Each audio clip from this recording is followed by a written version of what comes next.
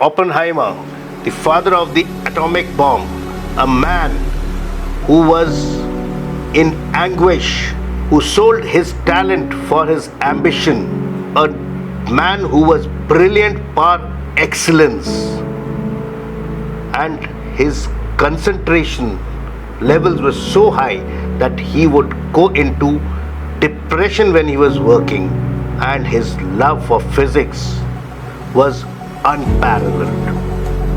His life was a seesaw of ups and downs and controversies. And so is the release of his film in 2023 in India, which has competed with the release of the movie Barbie and has defeated it in the gross box office hits, charting $3 million in the box office. The controversy in this film, which is basically a biographical thriller written and directed by Christopher Nolan and is based on the 2003 biography The American Prometheus by Bird and Martin Sherwin. This movie chronicles the life of this phenomenal man. But what is the controversy and what do the Indians want removed in the movie? This is basically an intimate scene between Jean Tatlock, played by Pug, and Oppenheimer when she picks up the Bhagavad Gita and tells him to read it, and he says, "I am death, destroyer of the world." So the Hindus feel that it is wrong to have got the Gita into such a scene and have demanded for its removal. So who is Julius Robert Oppenheimer?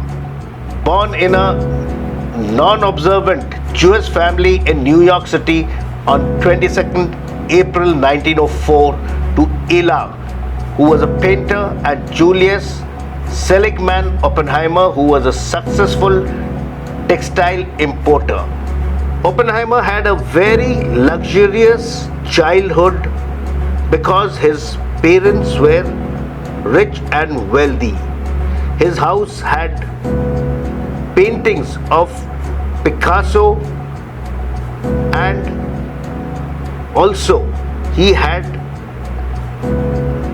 resources which were kind of unimaginable at that point of time. Oppenheimer was initially educated at the Alcuin Preparatory School, and in 1911 he entered the Ethical Cultural Society School, which was founded by Felix Adler to promote training based on ethical culture movements, whose motto was "Deed before Creed." Oppenheimer's father, being a member of the society for many years, served on its board of trustees. Oppenheimer was a versatile scholar who was good at physics, science, mathematics, and also in arts and literature. He was a brilliant student from the beginning and outshone himself in academics. His brilliance was such that he completed his 3rd and 4th grade in 1 year and skipped the 8th grade. He graduated in 1921 but had to skip 1 year of education because he had an attack of colitis. At the age of 18, Oppenheimer entered the Harvard College and he majored in chemistry. Here he also had to study history, literature and philosophy, as that was the norm in Harvard's. So he also acquired a master's in arts. After that, in 1924, Oppenheimer went to the Cavendish Laboratory. After that, in 1924, Oppenheimer requested for permission to work at the Cavendish Laboratory, and through a letter for recommendation got a chance to work there. But then his lab work was very clumsy, and Rutherford was not impressed by it. Also, he somehow did not like lab work, and his guide, Patrick Blackett, was not in his good books, neither Oppenheimer in Packett's good books. There is an incident which says that Oppenheimer injected an apple with the chemical toxics and left it for Packett, but fortunately he did not have it, and Oppenheimer's father had to step in so that charges against him were not framed. He was tall and lanky and was a chain smoker, and his disgust for lab work was so much that once he wrote to Ferguson. Oppenheimer obtained his doctorate in the year 1927, which was supervised by Mac Born. Such was his intelligence that when he was being questioned, the examiner finally, after finishing the session, said, "I'm happy it is over," because it looked as if he is questioning me. In 1936, he became a full professor and he started researching in cosmic rays, proton, neutron, and atomic energy. He came across many scientists and his works were published in many journals. He was a scientist or physicist who was theoretical and par excellence. His brilliance was unparalleled.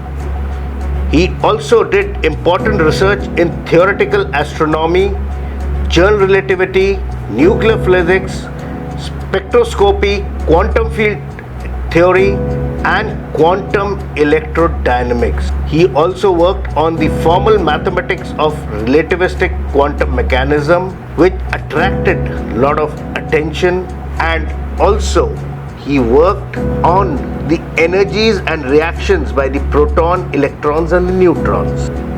Such was his intelligence that his papers were at times considered difficult by many a scientist, and his topics were basically even considered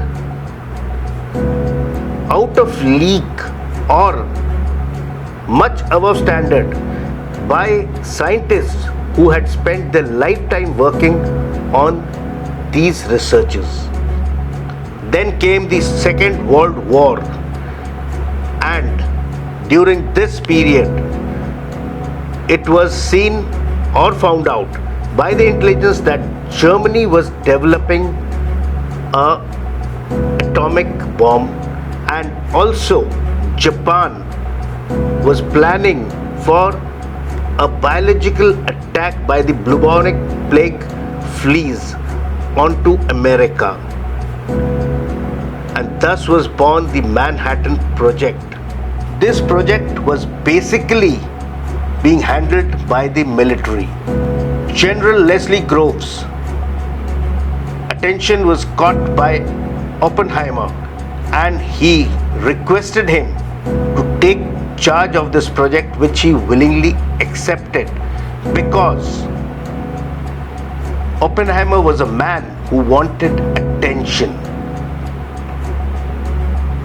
and thus the atomic bomb was created, and till his death Oppenheimer regretted inventing it and was always depressed about this.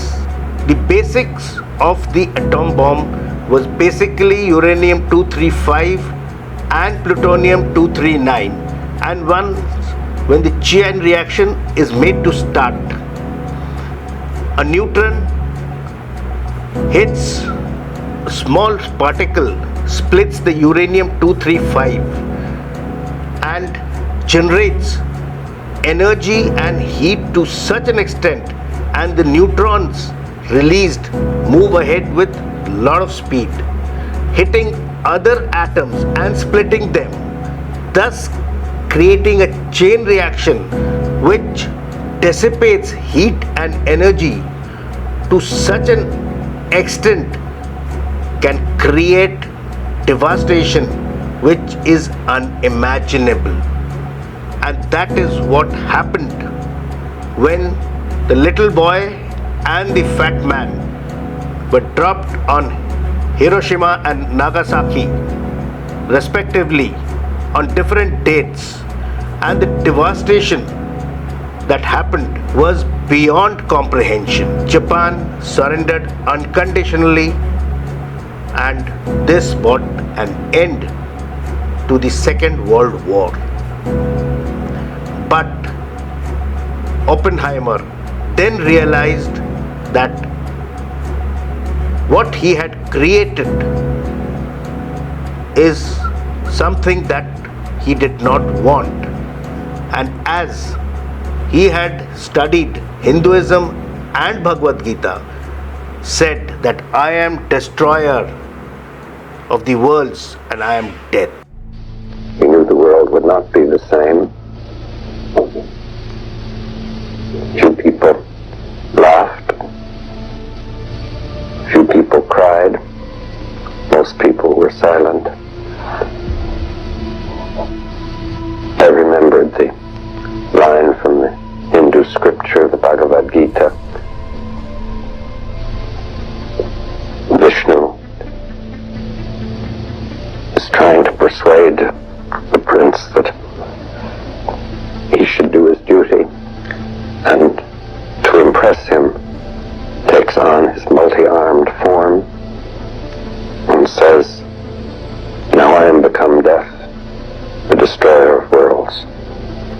In 1947, he was put as the director of the Institute of Advanced Studies in New Jersey, and later on he became the chairman of the Atomic Energy. During his period as the chairman of the Atomic Energy, he opposed the creation of the hydrogen bomb and also was against development of nuclear weapons and its proliferation. Due to this, his security clearance was put under vigilance and cancelled. His previous tries during his educational years with the communists was brought in for here, and his security clearance was not reinstated. Also, his hearing for the security clearance was made public, and he regretted his invention and went into depression. Even after this, he wrote many papers which were published, but because of his brilliance, he was honored in France as the Legion of Honor, and also Kennedy awarded him with the Enrico Fermi Award in 1963.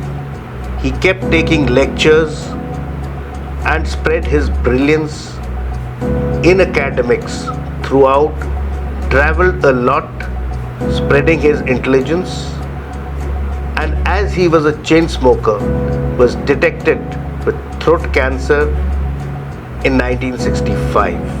Despite being treated and being given chemotherapy and radiations, he breathed his last on 15th February 1967, thus bringing an end to a legend who was an enigma. But then we have to decide, or you have to decide, whether he was a hero or a villain. So you can give this in the comment box below, and keep sharing and subscribing to our channel. Jai Hind.